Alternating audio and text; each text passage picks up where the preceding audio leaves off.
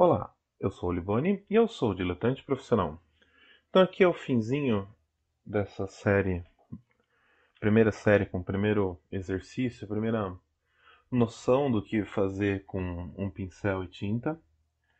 Eu terminei ele aqui e vou fazer algumas considerações finais aí. Então, alguma coisa importante que eu acho que eu já até falei no vídeo anterior. Espera secar bem antes de tirar a fita. Tirar a fita é a melhor parte da pintura, que é a hora que você tira, fica esse recorte super bonitinho e ela parece mais limpa. Mas se você tirar com um papel ainda úmido, ele vai ficar todo enrugado e não vai voltar ao normal. Então vamos lá. Esse aqui foi o exercício de guache. Fazia um tempo que eu não mexia com guache, tenho trabalhado mais com aquarela, que eu gosto um pouco mais. Mas a ideia do guache é simular tanto aquarela quanto outras tintas. Primeiro, esse papel aqui é bem bom. Depois eu vou fazer um vídeo só sobre papéis mais específico do que o que eu já fiz. Mas eu gostei bastante desse mix media da Honey Miller. Ó, vocês podem ver aqui a parte da transparência. Olha como ele deixou uma mancha bonita na transição dessa sombra mais escura. Tá vendo essa transição do pescoço, da sombra mais escura para uma sombra ainda escura, mas não tão escura. Eu fiz esse exercício monocromático, né, azul, entrei com um pouquinho de preto no final para poder dar uma marcada em algumas coisas. A ideia de ter feito monocromático é porque eu só trabalhei com uma questão da pintura, que é o contraste. Então eu fui fazendo a construção de luz e sombra. Eu comecei, nos vídeos anteriores vocês viram, pelo desenho. Daí eu fui fazendo as partes de sombra, as partes escuras. Cheguei no meio tom, reforcei as partes escuras. E depois vim com a tinta opaca fazendo a luz. Vocês podem perceber a diferença que tem entre a tinta opaca e a tinta transparente. O transparente seria o equivalente à aquarela. E o opaco seria o mais parecido com o óleo. Não tem, obviamente, o brilho do óleo, não tem o volume do óleo, mas é uma técnica semelhante.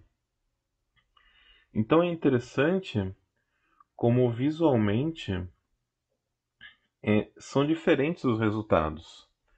Você vê como o transparente ele tem uma profundidade, ele tem as camadas vão se sobrepondo, mas você tem uma sensação de distanciamento. Então quando eu trabalho aqui, aqui é uma questão fica bem nítido. Aqui eu trabalhei só com transparente, mais claro, mais escuro. Então eu fiz o recorte com o mais escuro.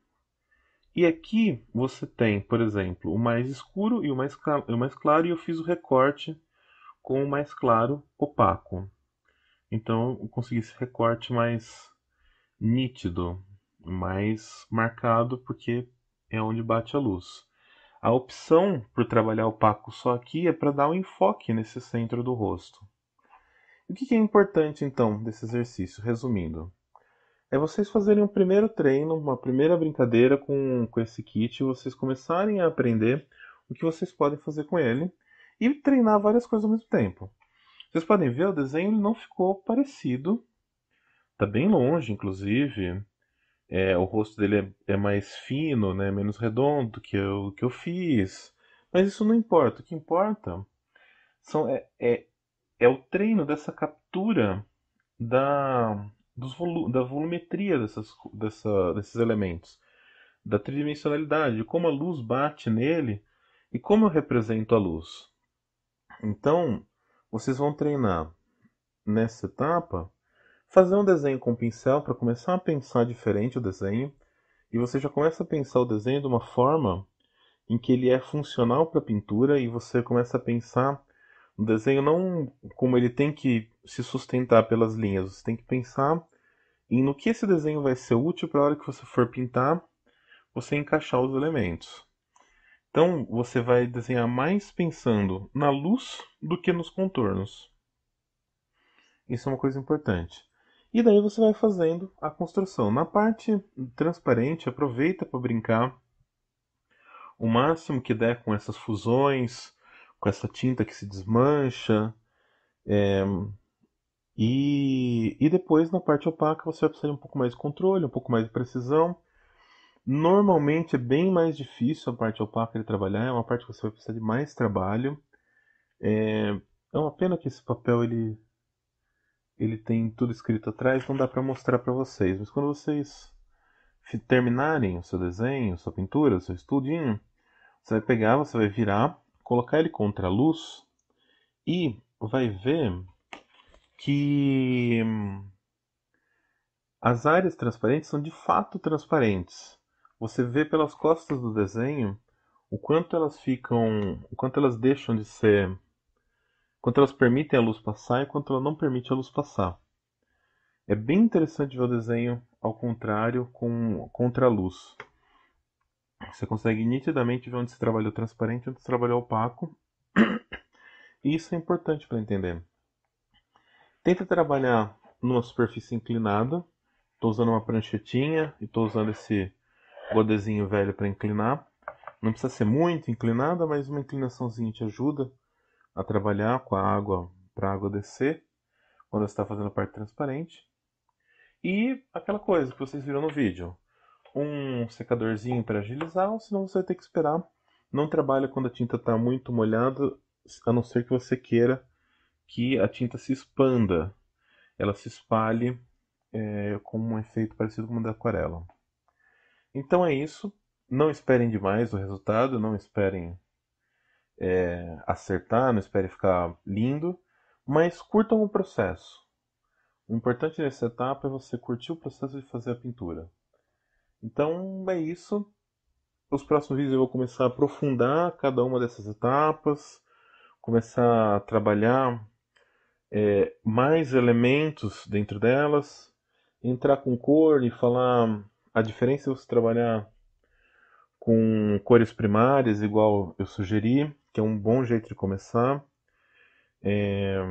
Esse azul ele é um azul primário, cian, por exemplo, é diferente, tem milhares de azuis, cada azul tem sua peculiaridade, mas para esses kitzinhos de guache, azul primário é o ideal. E daí a gente vai começar a falar das diferenças de construir cores e tudo mais. Então deixa aí suas dúvidas nos comentários, deixa aí o que você quer saber, o que você quer que eu faça um enfoque nos próximos e a gente vai conversando. Então, até mais. Obrigado.